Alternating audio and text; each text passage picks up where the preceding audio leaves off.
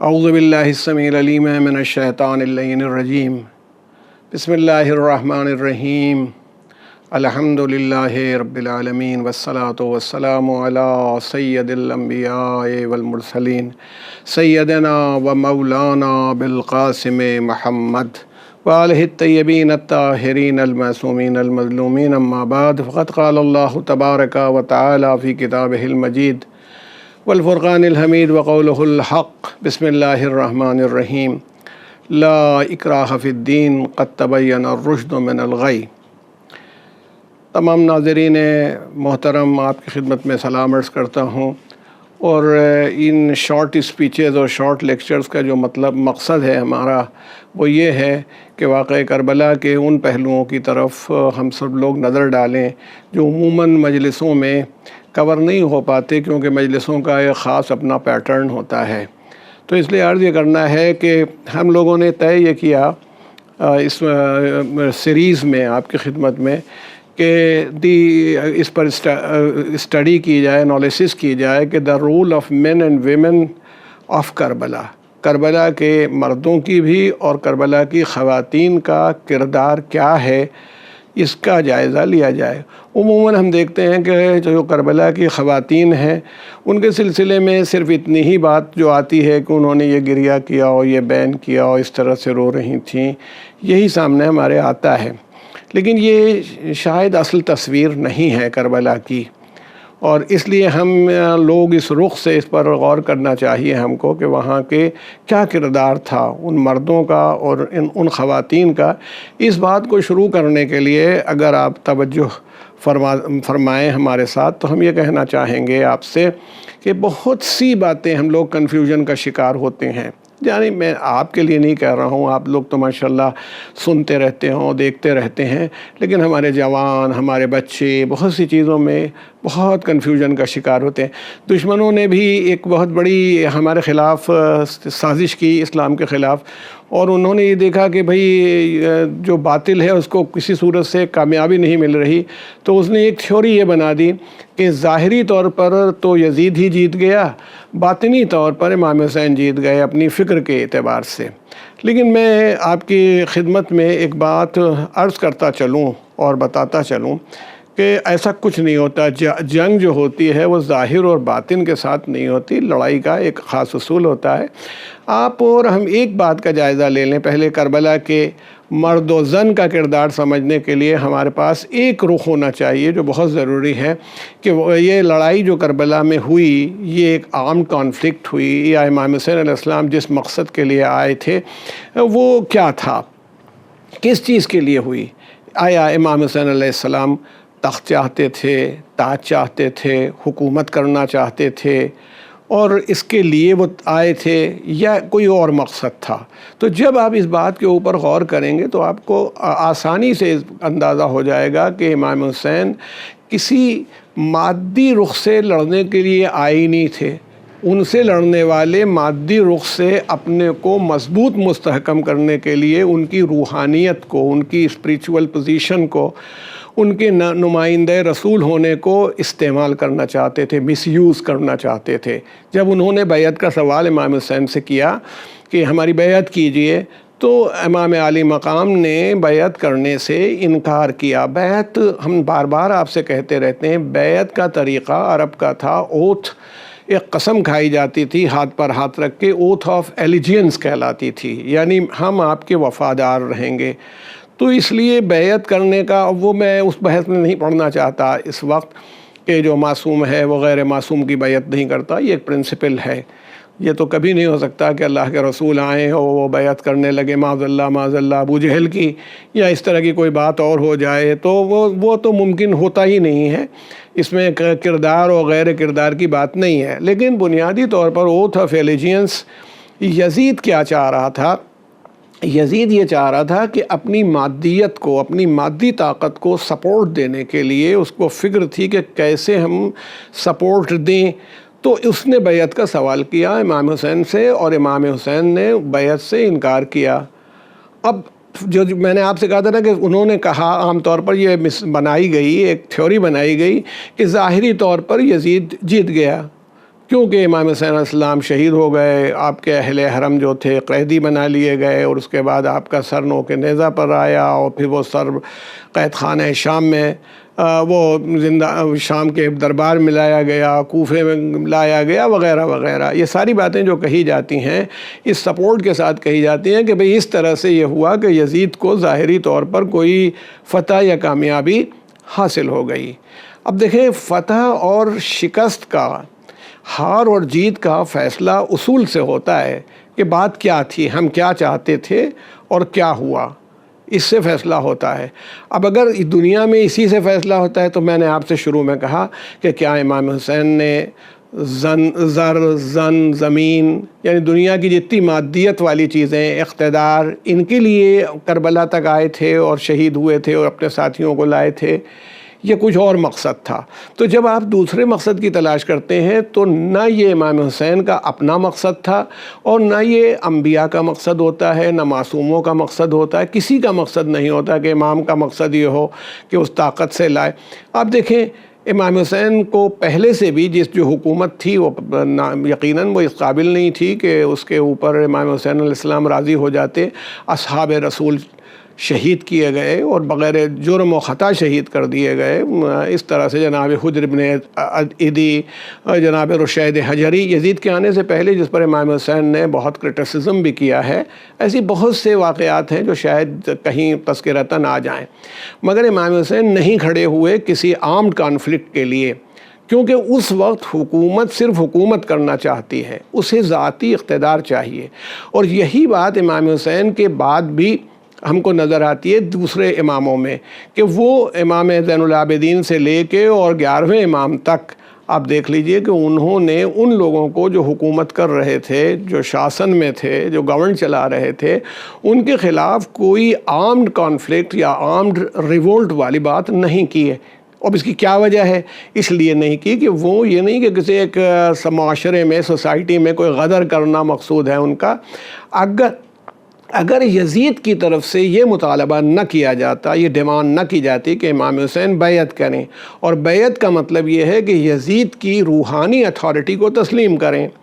کیونکہ آپ کی جو روحانیت ہے وہ اپنی جگہ پر، اور اکیلے امام حسین سے نہیں، اور بہت سے حضرت عبداللہ ابن زبیر، حضرت عبداللہ ابن عمر،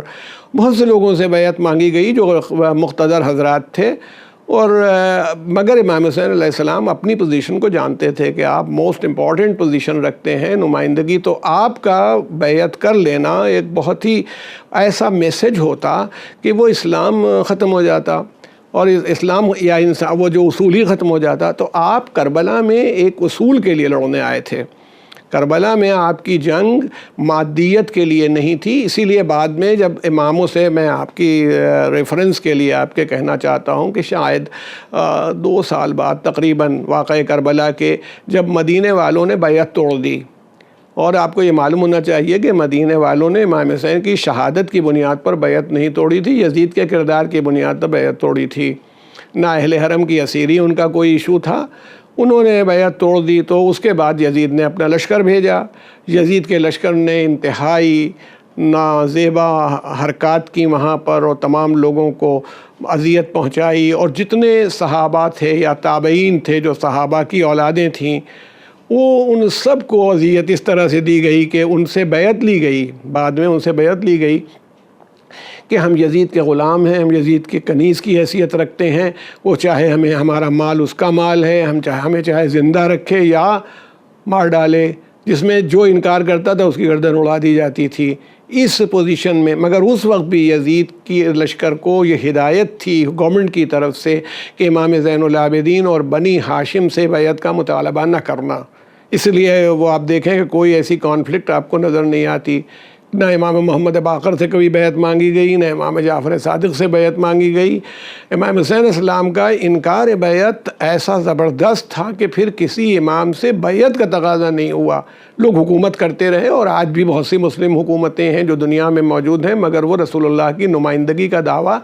نہیں کر سکتی۔ تو اسی لیے وہ ہمارے ہاں جو بہت مشہور ہے جناب خواجہ اجمیری نے کہ سرداد نداد دست در دست یزید حقا کے بنا لا الہ خست حسین، کہ کہ لا الہ کی جو بنا ہے وہ امام حسین علیہ السلام اس کی بنیاد ہے، کیونکہ امام حسین لا الہ الا اللہ اور محمد رسول اللہ کے اصول کو اور اس کی ڈیریویٹو جتنے ہیں، اس سے پیدا ہونے والی جتنی شاخیں ہیں ان کے لیے جہاد فرما رہے تھے، ان کو بچانے کے لیے گئے تھے، انہیں اور کوئی چیز نہیں چاہیے تھی کہ وہ اس کے لیے پریشان ہوتے، اور اسی لیے آپ نے جتنے پروپوزلز دیے تھے، اگر کوئی آدمی حکومت کرنا چاہتا ہے تو پھر اس کو یہ نہیں کہنا ہے کہ بھائی ہم یہاں سے ہم چلو تمہارے ملک سے چلے ہی جائیں، ہم نہیں رہیں گے، جاؤ، اگر تم چاہتے ہو ہم یہاں چلے جائیں، وہاں پہاڑوں پر چلے جائیں، ملک کے باہر چلے جائیں، اس کا مطلب ہے آپ حکومت کے خواہاں نہیں تھے۔ تو اب اور شکست اور فتح کا فیصلہ اس سے نہیں ہو سکتا۔ دیکھیں کسی آدمی نے بہت اچھی بات کہی تھی کہ بیعت کرنے میں اپنا ہاتھ دینا پڑتا ہے دوسرے کے ہاتھ میں، وہ جو قسم کھانے کا ایک طریقہ ہوتا ہے اس میں کہ اپنا ہاتھ اس نے دوسرے کے ہاتھ میں دیا اور گویا یہ قسم کھائی کہ بھئی میں آپ کی اتھارٹی کو تسلیم کروں گا۔ تو یزید امام حسین سے بیعت مانگ رہا تھا، تو کیا اس کو امام حسین کا ہاتھ ملا شکست اور فتح کے فیصلے میں؟ یہ ہمارا سوال ہوگا۔ اگر آپ یہ کہیں کہ یزید کو امام حسین کا ہاتھ نہیں ملا، فطری بات ہے، آپ کربلا میں شہید ہو گئے، تو کربلا میں شہید ہو گئے تو ہاتھ تو وہ دیکھ بھی نہیں پایا امام حسین کا، بیعت کا تو سوال ہی نہیں تھا کہ وہ ہاتھ ملتا۔ اس کو کیا ملا؟ سر، تو سر کا تو کنٹینشن ہی نہیں تھا کہ تم سر دو اپنا۔ تو وہ ہمارے یہاں کا بہت رائے بریلی کا بہت بڑا سنی شاعر تھے ایک صاحب واقف رائے بریلوی، انہوں نے ایک مرتبہ قطعہ، میں اسٹوڈنٹ تھا اس زمانے میں، پڑھا تھا، مجھے آج تک یاد ہے، اور جس جگہ وہ قطعہ یہ پڑھ رہے تھے ایک بہت بڑی محفل تھی، تو اس میں پڑھ رہے تھے، پتہ نہیں کتنی مرتبہ پڑھوایا گیا تھا، 70 بار کہ 80 بار پڑھا تھا اس آدمی نے یہ قطعہ کہ غرور ٹوٹ گیا کوئی مرتبہ نہ ملا، جفا کے بعد بھی کچھ حاصل جفا نہ ملا، سر حسین ملا تو یزید کو لیکن شکست یہ ہے کہ وہ سر جھکا ہوا نہ ملا۔ یعنی فطری بات ہے کہ امام حسین کا سر جھکا ہوا نہیں آیا۔ تو ایک مشہور شاعر، شاید میرا خیال ہے افتخار عارف ہے، میں یقین کے ساتھ نہیں کہہ سکتا، ان کا بھی ایک مصرع اسی بنیاد کے اوپر ہے کہ نوک نیزہ پر امام کا سر جانے پر، یہ مصرع ہے کہ سر جب کٹ گیا امام کا اور نوک نیزہ پر آیا تو زمین پر کس طرح آتا کہ آسمان تھا وہ۔ امام حسین کا سر زمین پر تو آ ہی نہیں سکتا تھا، نوک نیزہ پر اس لیے گیا کہ بخود ایک آسمان تھا۔ تو عرض یہ کرنا ہے کہ واقع کربلا کی بنیاد مادیت نہیں ہے، مادیت کی طرف سے روحانیت کو دبانے کی کوشش کی جا رہی تھی۔ اس کے لیے امام حسین علیہ السلام نے یہ طے کیا کہ وہ اس مادیت کو نہیں پنپنے دیں گے اور اوپر نہیں آنے دیں گے، یہ حضرت نے طے کیا تھا۔ اور اسلام کا جو اصول ہے، جو انسانیت ہے، اسلام کے جتنے پرنسپلز ہیں، وہ اتنی شارٹ اسپیچز کے اندر تو یہ موقع نہیں ہوتا، اور آپ سب جانتے ہیں جو کچھ اللہ کے رسول نے بتایا ہے وہ سب اسلام کے اندر موجود ہے۔ تو کربلا کا منعقد ہونا امام علی مقام کے اعتبار سے اسلام کو بچانے کے لیے تھا، اور ہم جب اسلام کی بات کرتے ہیں تو وہی دین فطرت جس کو اللہ کہتا ہے کہ ہم نے ہر بچے کو اسی دین پر پیدا کیا ہے، اسی فطرت پر پیدا کیا ہے، یعنی یہاں پر اس میں ایکویلٹی بھی ہوگی، اس میں ایک دوسرے آنیسٹی بھی ہوگی، سچائی بھی ہوگی، جھوٹ کی مخالفت بھی ہوگی، وہ تمام صفات جو ہوں گی اس کے اندر لگی رہیں گی۔ تو امام حسین علیہ السلام اگر ان چیزوں کو بچانے کے لیے کربلا میں آئے تھے، جن میں آپ کے ساتھ کچھ مرد ہیں،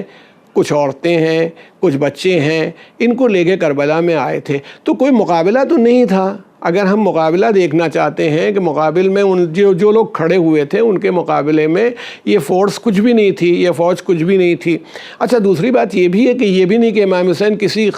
ایکسیڈنٹ کی وجہ سے، حادثے کی وجہ سے پہنچ گئے تھے۔ راستے میں فرزدق امام علی مقام کو ملا ہے، اور اس نے، وہ تو شاعر آدمی تھا، اور جو اس کا ایک قصیدہ جو امام زین العابدین کے لیے بڑی شہرت ہے اس کی، تو جب فرزدق شاعر ملا تو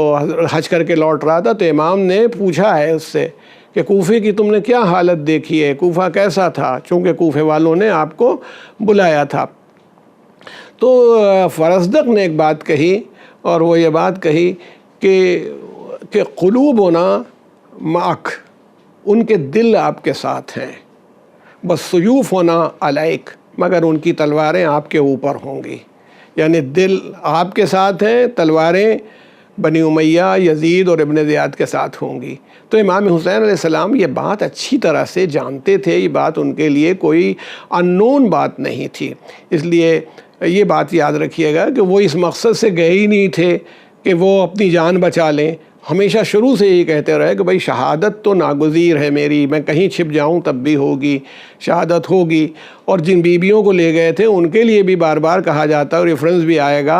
کہ کہا جاتا تھا کہ کم سے کم ان کو نہ لے جائیے. آپ کے ویل وشرز یہ چاہتے تھے کہ آپ بیویوں کو لے کے نہ جائیں کیونکہ حالات سخت ہیں، پریشان کن ہیں. اور امام نے یہ کہا، نہیں کہا کہ نہیں کچھ نہیں ہوگا کچھ نہیں ہوگا، نہیں، فرمایا اللہ یہ چاہتا ہے کہ ان کو قیدی دیکھے، ان کو اسیر دیکھے، ان کو کیپٹیو دیکھے. اللہ یہی چاہتا ہے. اب یہ بات میں آپ سے یہ بات کہوں گا تو یہ بات بعد میں آئے گی کہ بھئی اس کیپٹیو دیکھنے سے کیا مقصد تھا. تو یہ بات ہم لوگ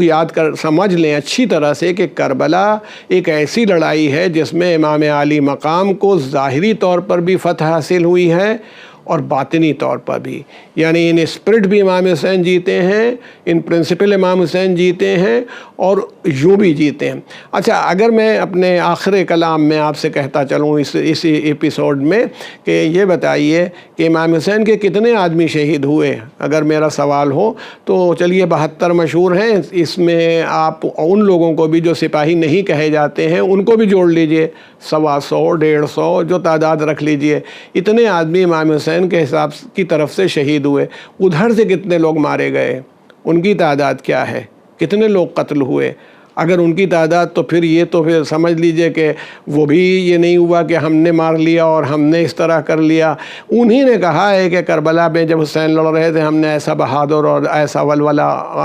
انگیز آدمی نہیں دیکھا. تو اس کا مطلب ہے کہ امام علی مقام کی ان پرنسپل بھی